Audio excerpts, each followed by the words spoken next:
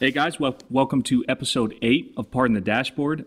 Today we have PyroPuncher with us, and he is exponentially larger than us as a channel. So usually we do an introduction on the guests that we have for that day, but I think PyroPuncher needs no introduction. He is a premier director on Machinima, and we are very happy to have him today. Why don't you go ahead and say hi, man?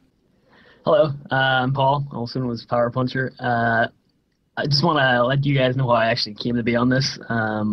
So I was watching, how I actually get into this was I met Eric through Mosh Madness, contacted Eric, and then me and Eric currently do a show called The Director's Review. And last week we reviewed Sergeant Merrill, and basically here we are this week with me on this show. But we'll talk about the show that me and Eric do later on in this podcast. It's just a brief introduction of how I got here. And yeah, it's good to be on the show, guys. Yeah, it's great. And also I have my fellow co-host and fellow veteran with me, IXI Sweat, also known as Ben. Why don't you say hi, man? Good morning, guys. All right, so usually, like I said, the first topic is going to be an introduction, but instead of doing that, we're going to go into Minecraft, because that's like your baby there, PyroPuncher. Why don't you tell us what you really enjoy about this game and what's made it the phenomenon? So basically, Minecraft is a sandbox game where you build anything you can imagine. It's basically revolved around surviving, building stuff. I get into Minecraft in about August 2010. That was when it was mid-alpha phase right then. That was before Scene Honors really started playing it, and a lot of people seem to attribute like Scene Honors to the godfather of Minecraft.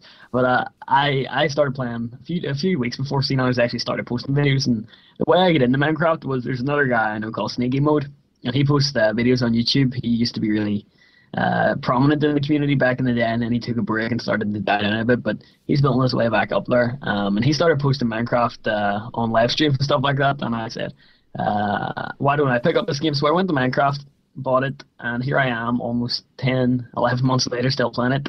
It's just one of the most addicting games I've ever played, and the community support within it just makes it so much more better with the ability to mod.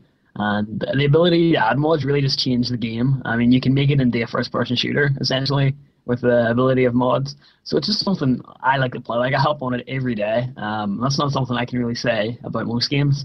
It's just one of my favorite games right now. A lot of people really like watching this. Like a lot of the big commentators that are on YouTube really love putting out these videos, and a lot of people love watching them. What do you think is the appeal of watching these videos? I think it's because the way each person plays it gives a different experience. I mean, you can see guys that go in there and charge straight in the dungeons and stuff like that, and you see people who take a more creative approach in building stuff. It's just a different experience for everybody who plays it. For example, if you were to play a game like Call of Duty, there's really so much you can do in that, whereas in Minecraft, each individual person has their own way about things, the way they go about collecting resources, and stuff like that. So I think that's the main appeal with this. Yeah. Yeah, sorry. If y'all are hearing feedback, whenever somebody messages me on Skype, it shoots my sound through my speakers, and it does this little loop through my microphone. So if you hear that, that's what's going on. But let's go ahead and move on to our next topic here, which is the patch notes. A lot of controversy going on with these patch notes, and a lot of good things, and I think a lot of interesting things are happening. What do y'all think about this so far? Well, just to cover a couple of them. First? I'll go ahead. Sweat. Just to cover a few of them. They made some tuning to sniper rifles. They added a competition MLG basically playlist on bare bones, and another one is the second chances. There's supposed to be there's not supposed to be able to use your primary as you're falling in the second chance, but with all these patches, there's controversy with all of them. I myself, like, I jumped into sniping last night and absolutely loved it. I mean, not the quick scoping thing. It seemed like my bullets were finally like hitting where the reticle was aiming, which is amazing to me. And I was giddy last night. And then I ran into a bunch of tryhards with 74Us and rapid fire and FAMAS. You know, I didn't get to play as long, but I really wanted to see what you guys thought about the competition playlist, because a lot of people are really excited about it, you know, but I think it's a lot of commentators are excited about it, you know, because of what they're seeing on Twitter and seeing some of the big guys play. I don't think that really appeals to the majority of the COD population, so to speak, just because, you know, people who've never heard of Scene Anners and Hutch, people who just go and know what Call of Duty is and buy the game, aren't going to go into bare bones and figure out what this competition stuff is, and they're not going to understand what the deal behind it is. So I really think they're not appealing to the majority there. And well, I mean, I wanted to see what you guys think about it. I'll just chime in my two thoughts here. I think the majority of the people who like Call of Duty are in it for a casual gaming. I mean, they're guys who just sit down once every couple of days and play the game. And I don't think that'd be in the competitive mode. I mean, I think they're happy around about 11 and up. And the majority of the people who play Call of Duty are casual gamers, as I've said before.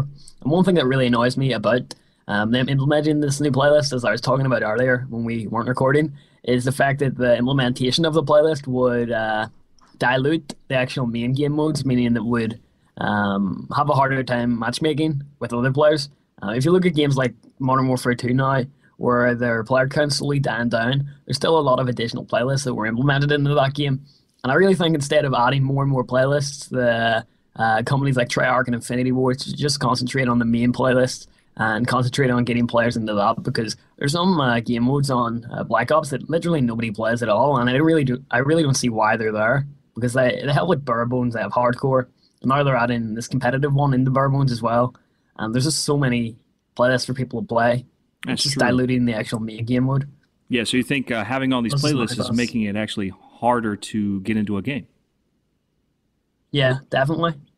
Yeah, I can agree with that. One of the things I wanted to hit up on the patch notes was the sniper rifle tuning changes. And this is something you see in almost every patch note. And Woody really hit it up in his video. He was like, hey guys, if you're going to say sniper rifle tuning changes, why don't you let us know what it is?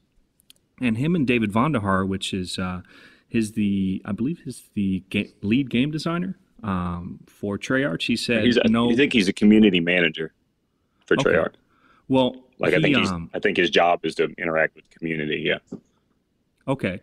Well, he's doing a great job of that, but he responded back to Woody's video and he said, no, we're not going to let you know what the tuning changes are.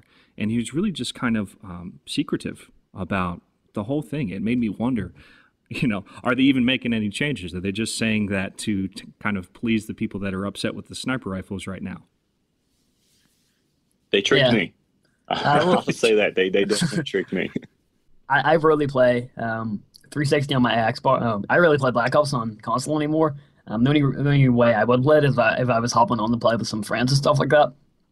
So I hopped on yesterday, and if you didn't know, Black Ops on PC is majority Nuketown. Like every server you join will be Nuketown, 20v20 players or something like that.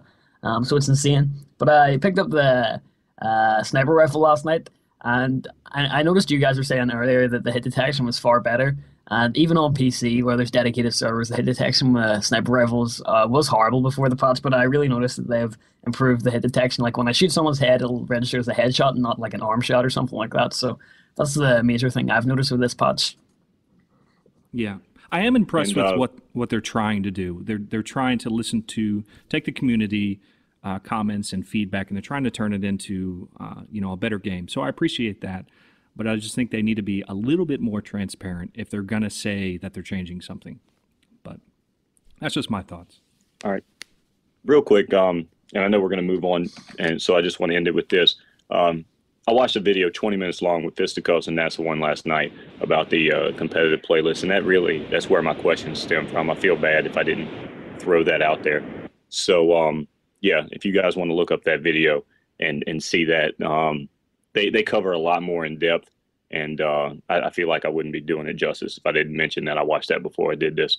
But moving on, guys, PlayStation Network or PlayStation Not Work or whatever you guys want to call it.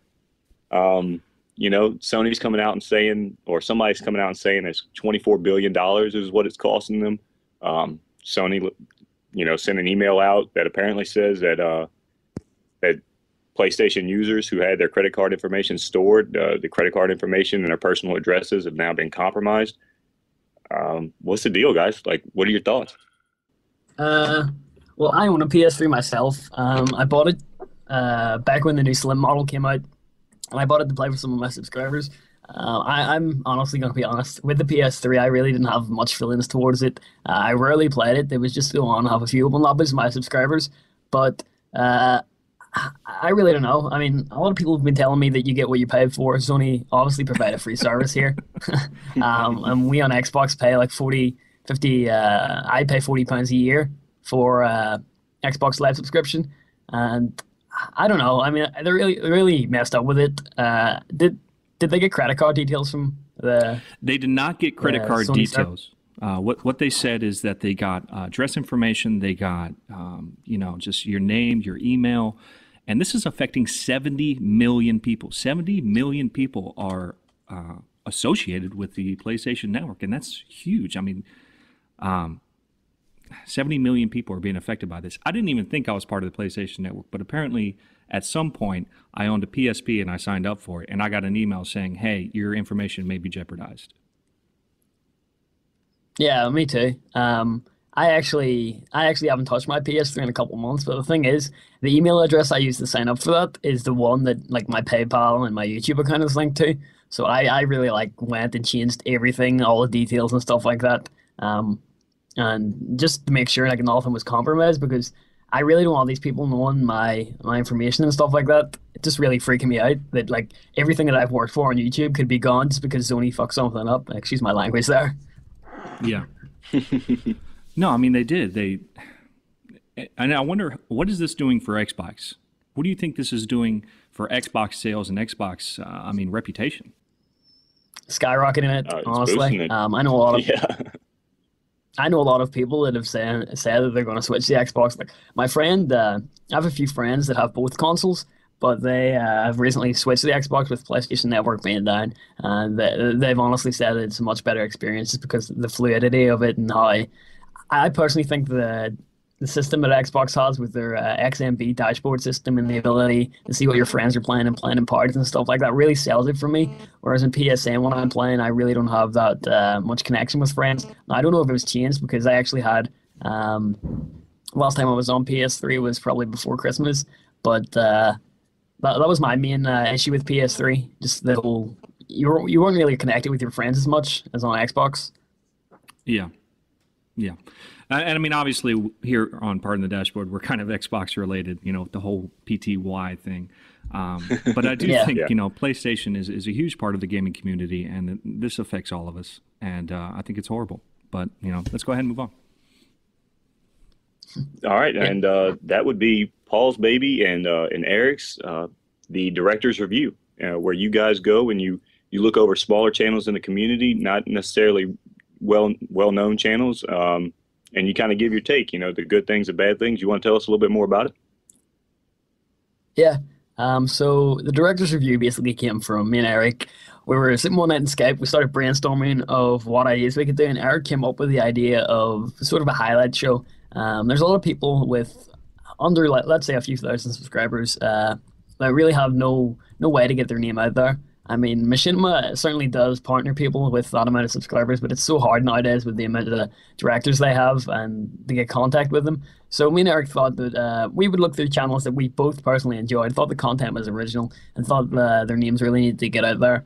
And we basically contacted them, asked for some footage, and discussed them. Now, the thing unique about our show, in relation, like, you had Camp Hutch, where Hutch brought people on, but the thing unique to our show is that we actually give constructive criticism to the users and tell them what they could do to improve. So you don't actually have to be great to be on our show. Like, we could pick up someone who's just an average Joe. We had 2 average Joes on last week. But someone you can say I'm an average Joe. It's all right.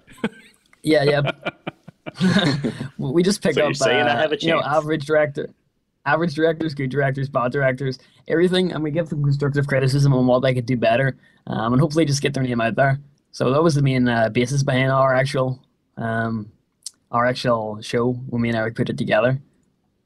Yeah, I think it was great. Obviously, I mean, I was on your first episode, which was very surprising and also very helpful because I really liked that critique. I mean, Eric or Aviator came to me and he was like, do you have a problem with receiving critique? And I do not. I mean, even if it's negative, I've been through enough of my life to know how to take something positive out of negative critique. And not saying that any of the critique was negative, but I appreciated it. And I really think it's going to help me in the long run because I've already taken some of the advice as far as linking up with bigger commentators such as yourself and Team Art and really running with it, and really trying to make those connections. And I think it's already helped me already. So I think all the people you're going to have on there are really going to benefit from it. So I think it's a great thing. Yeah, thanks.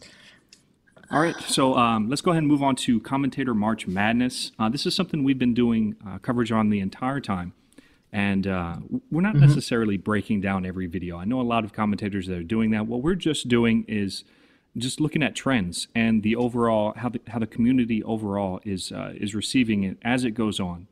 And I think it's really interesting. I think it's interesting how it's developed, the videos that have gone into it, because you're seeing a little bit of a die down in the effort that's going into it, and the people that are winning are the people with personalities, like Fuzzy Otterballs. Fuzzy Otterballs is one of my favorite commentators in this March Madness, because he doesn't need to throw a shit ton of Photoshop into a video or anything like that. He can just really put his personality into it and come out with a great video. So I'm happy with him this week. What are some of the people that y'all liked? I personally like Sideshow, not because he's Irish, but I actually had Sideshow on my channel like a while back during Modern Warfare 2. I actually had him upload a video to my channel because I really enjoyed his content. He seems like a really down-to-earth guy. And I'm just really pleased to see the guy go that far in the March Madness, because he's one of the guys that I feel has one of the best personalities on YouTube. He's a funny guy. He's really optimistic in life. And he just deserves a lot more subscribers in general, in my opinion. Yeah. I'll tell you what, guys, I think Onslaught is, yeah, I'm here, man. I think Onslaught is really becoming, in my eyes, a favorite. I mean, because he's gone up against really good guys each week, and he's put out really good videos each week. They're always different.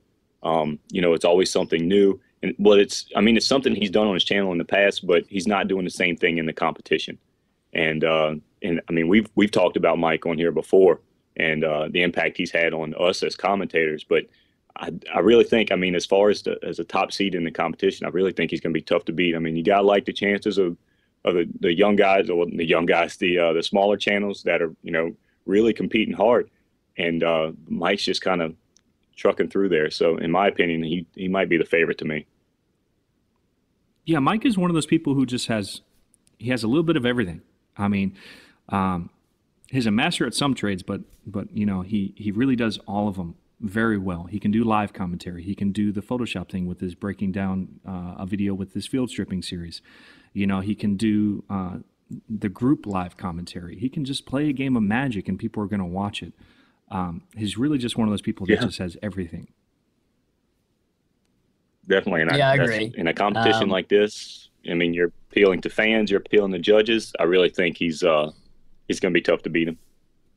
Yeah.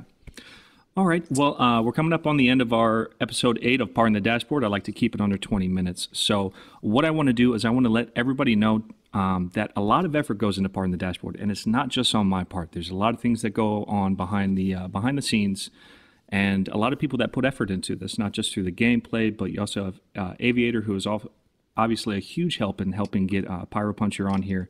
So what I do is I want you to take a look in the description. There are a lot of links. There are a lot of thank yous and information on what goes into this. And I want everybody to take a second to look at it and not just subscribe to me. Subscribe to Sweat. Obviously, 95% of the people are going to be subscribed to Pyro, but still check him out. He does great things, Minecraft and Call of Duty alike.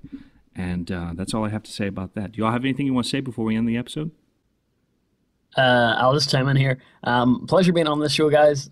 Really hope all the best in the future. I mean, really hope it does spark up. It's one of the most unique podcasts I've seen on YouTube. Definitely will give it a shout in my next video. And again, if any of my fans are here, check out the description, subscribe to all the people involved, because it really is one of the most unique podcasts I've seen on YouTube, and hopefully a lot more to come in the future. All right. And I just want to say thanks, Paul. Yeah, I really appreciate Paul for being on here. And yeah, awesome. I'm really glad to be part of it. So thanks, guys. And open lobby. Yes. All right, guys. This is Sergeant Merrill with episode 8 out here.